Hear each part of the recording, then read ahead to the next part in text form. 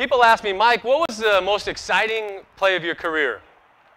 And I said, I had a couple exciting ones, but I think the one that stands out most was the story when we were playing the New York Yankees. Okay, we're in Kauffman Stadium. There's sold-out crowd, 40-something thousand people. And Andy Pettit's pitching, and the Yankees are beating the Kansas City Royals 1-0 at the time. And Carlos Beltran, you guys remember Carlos Beltran? Anyone see him play here? He's a heck of a player. Carlos Beltran leads off the 7th inning with a double. So I come up next, and my job is what? To get Carlos over to third base.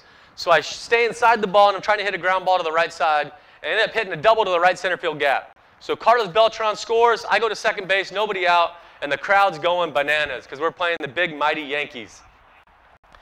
Well, Joe Randa comes up next, hits a ground ball, gets me over to third base, and he sacrificed himself. And Jermaine Dye comes up next, and we're thinking, okay, I'm going to get in. We're going to get ahead of the Yankees. Well, he ends up popping up. So now up steps Aaron Guile. Okay, Aaron Guile's the left-handed hitter. He had already struck out twice on the day, and he had looked terrible against Andy Pettit. So as I'm sitting at third base, I'm going, how can I get home? How can I get home? And I look at Andy Pettit, who's a wonderful believer, a wonderful man of God, and I look as he gets a sign from Jorge Posada. He get a sign, he'd shake, close his eyes, maybe he's envisioning. Big breath. He comes set, and then he throw.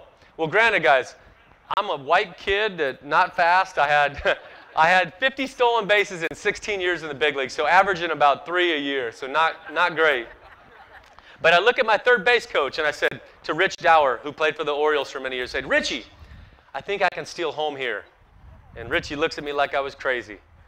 And he says, well, if you do it, we'll be on SportsCenter tonight. And he starts laughing. And I'm like, Richie, man, we got 40-something thousand people here. We're playing the New York Yankees. This is not what I need to hear. He goes, I don't care. Go ahead. So now we got Andy Pettit throws strike one.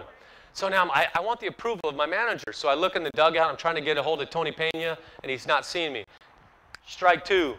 So finally, I catch Tony Pena's eye, and I go, Tony. And I look in the dugout from third base over to that dugout, and I said, Tony, this pitch, I want to steal home. And Tony Pena looks at me, and he goes like this. So I'm like, all right, I got the blessing from my manager. Here I go. So Andy Pettit looks into Jorge Posada, gets a sign. Right when his eyes close, I just see green, go. So I just put my head down and started running. And I know home plate's only 90 feet from third base. But I'll tell you, it looked like I was running to Baltimore. Because it looked like a long way.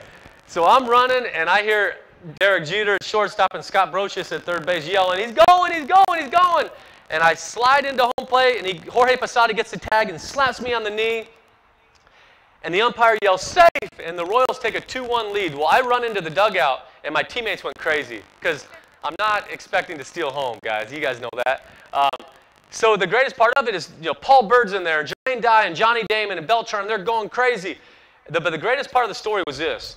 Tony Pena looks at me and goes, Mikey! He's from Dominican Republic. Mikey, that was unbelievable! But Mikey, what were you doing? I said, what do you mean? What were you? I said, Tony, I looked at you and I said, this pitch I want to steal home. And he said, Mikey, I was telling you, ball in the dirt, be ready to go. So